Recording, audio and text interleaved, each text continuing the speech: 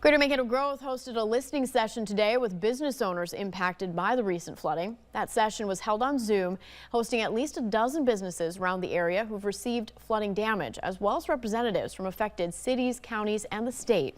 It was a chance for the businesses to share with those representatives what damage they'd received and where they still need help with recovery efforts. According to Greater Mankato Growth, one thing that they learned is that Nicollet County was not included in the state's disaster declaration, meaning that dozens of businesses and organizations in St. Peter have not received the help they need. According to GMG, this shows that this tragedy of flooding is that often causes more damage than local resources can cover.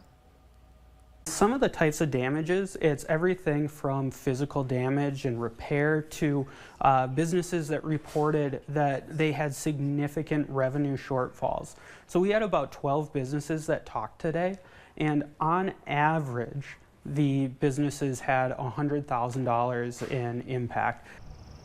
Next Tuesday at 10 a.m. on Zoom, Greater Mankato Growth will host another meeting to update both the businesses and the public on the resources that will be made available to them. Emily?